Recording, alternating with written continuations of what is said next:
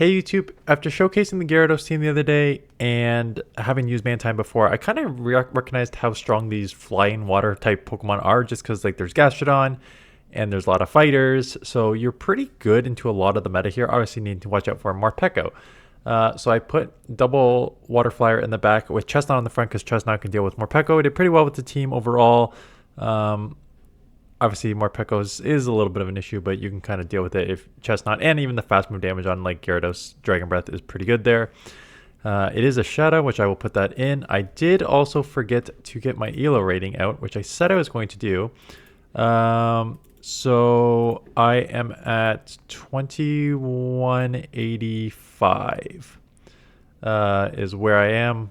My starting ELO was like 2140-ish. And I had like a 4-1 set, so I'm up to like 2185. And that's where I am headed into... I'm filming this on Thursday, so that's where I am on Thursday. Anyways, let's get into it. With this, I remember having a ton of good leads. Gade comes in. I 100% should have come into my Pelipper, which is a flyer with wing attack, and I would have hit super effective as opposed to the Dragon Breath, but I can just shield this up and Dragon Breath down because the damage is very real. Do live with like 1 HP because Shadow Gyarados, as I mentioned the other day, is very glassy. Threw blindly like a noob. Throwing the Aqua Tail into a Dugong. Still does, a little bit of chip there. I know they have the Gastrodon on the front, so Pelipper, thank you for your sacrifice. You are coming in here, taking a move, trying to grab shield, trying to chip. Combo here. So we'll get up to Hurricane, and I will bait the Hurricane, knowing that they're probably going to want to keep this alive since their Gastrodon is not going to have a ton of play, and they give up Switch, which, thank you very much, allows me to just farm the crap out of this thing and come out with a ton of energy.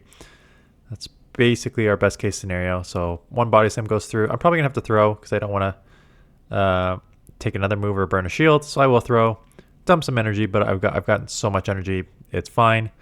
Get the first superpower off here. And this will grab a shield. Can I get to a second one? I can. And that will be enough to take out the rest.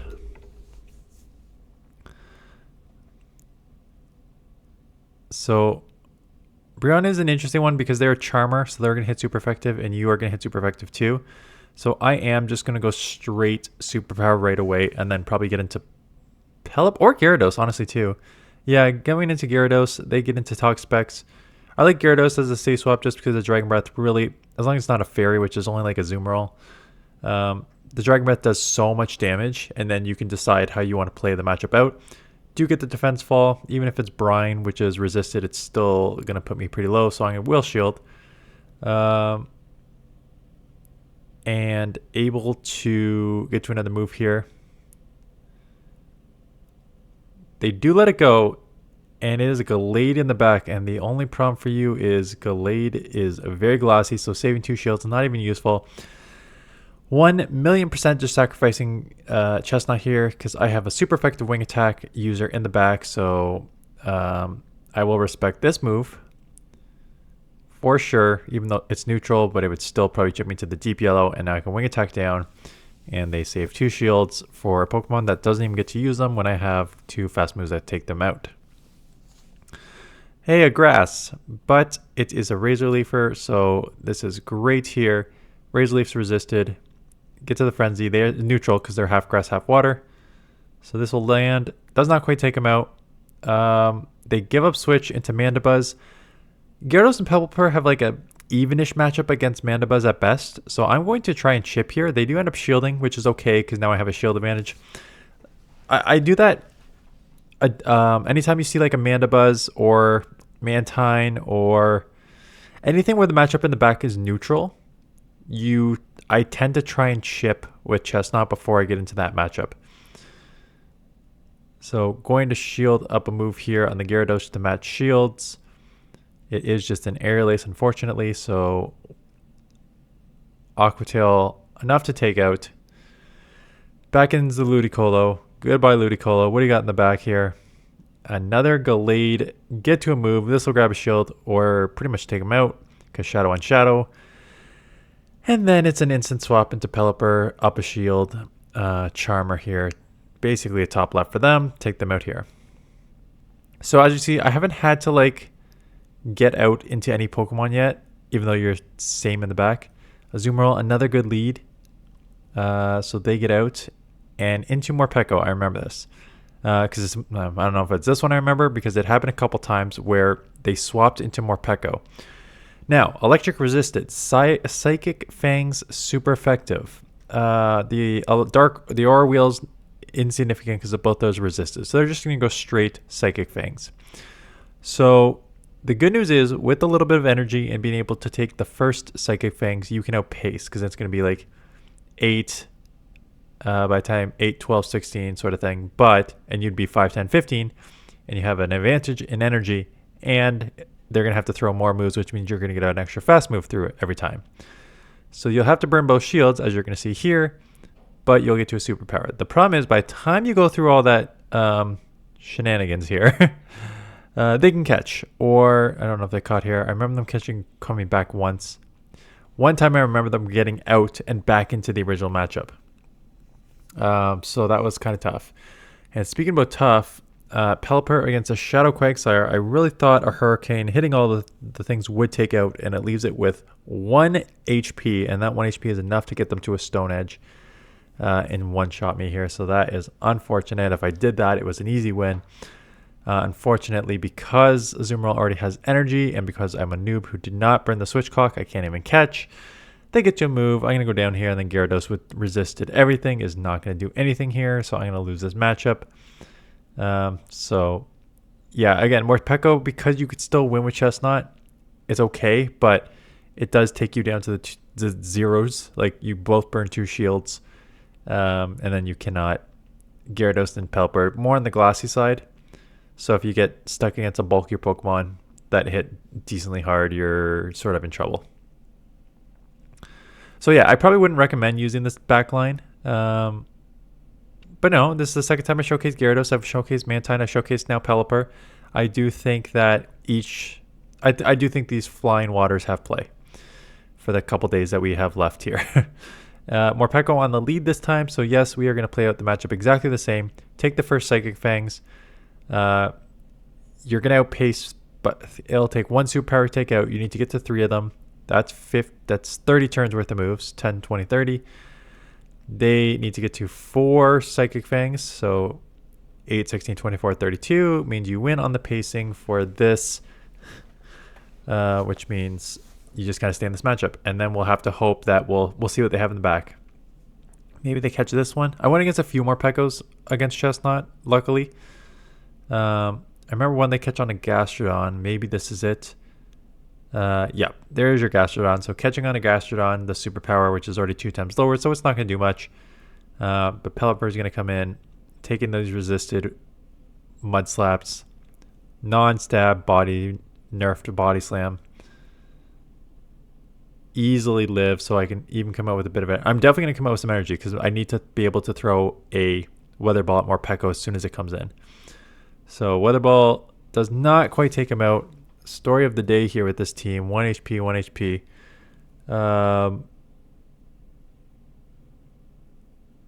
Let's see what comes in. If it's Morpeko, instant throw. Yeah, instant throw the Weather Ball. Definitely want to just get this out of here, and I do. What's in the back? I'm instant swapping Gyarados. And as you're going to see here, unfortunately, what's it take? 15 to get to a crunch. Shorter to a Stone Edge. So Stone Edge, goodbye. If you want to see the triple Mudboy team, that was yesterday. Gonna come in with Chestnut because it's only 10 to a superpower and 10 to an Aqua Tail, and I'm definitely gonna win CMP. So goodbye, Quagsire.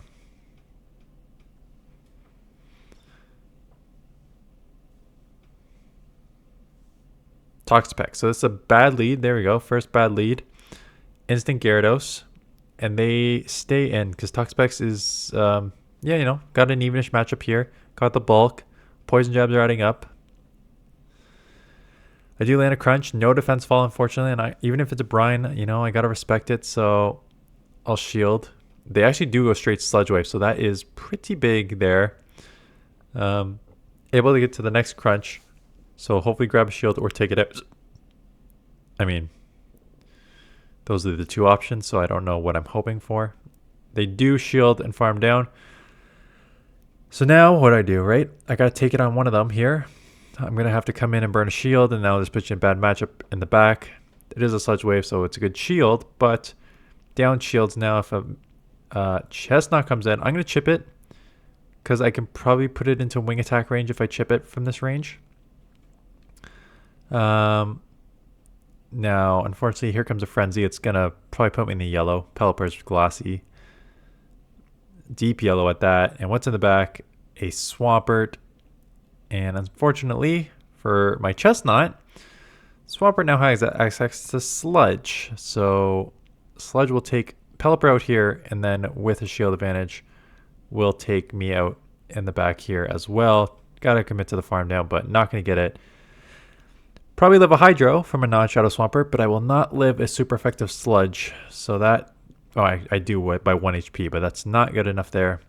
So we'll lose that matchup. Here comes a, yep, Gastrodon into Morpeko. So yes, we know how we play this matchup out because we played it a few times, and that's how it goes.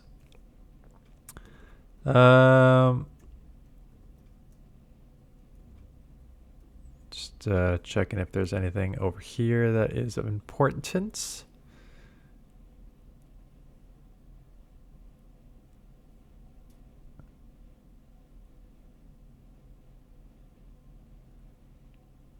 No.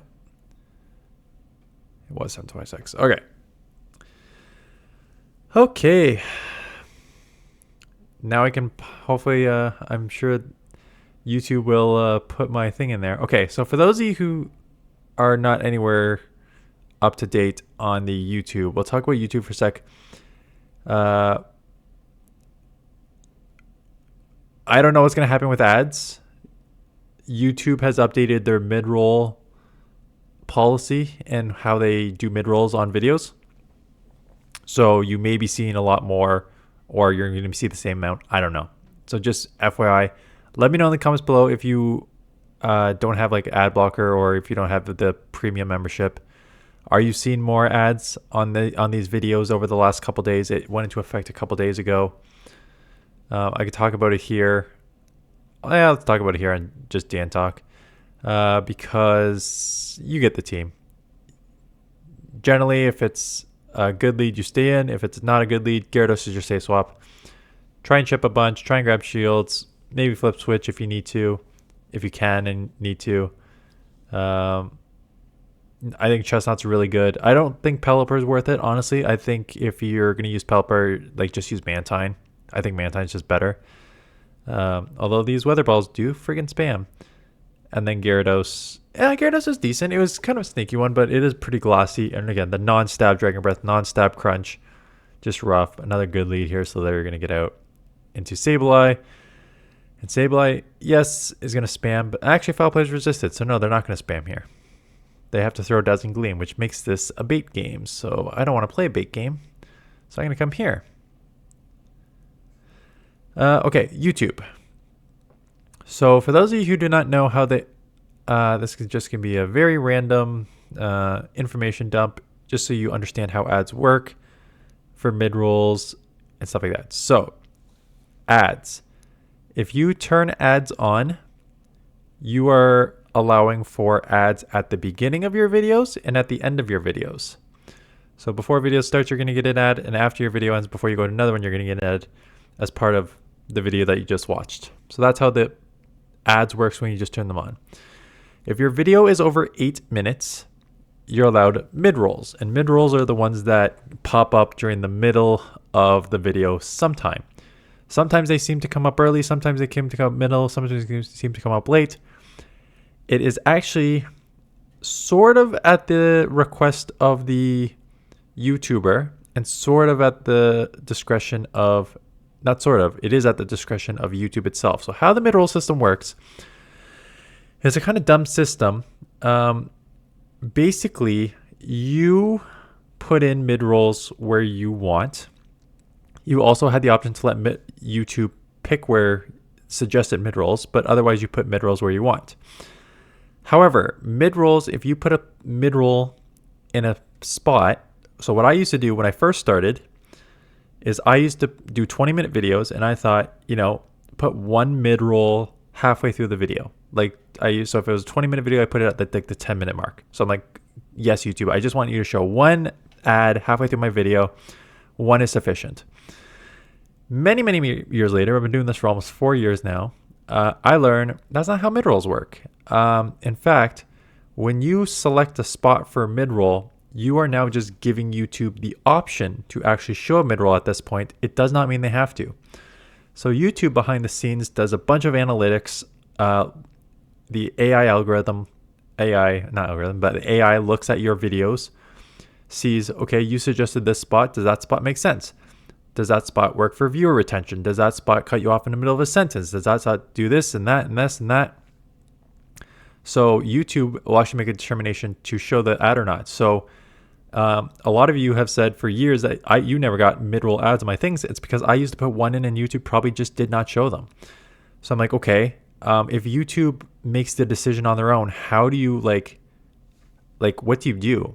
And the suggestion from all the content creators I talk to, not in the Pokemon Go community, just like other content creators on YouTube, say basically what you do is YouTube algorithms smart enough that it will understand when the best spot is.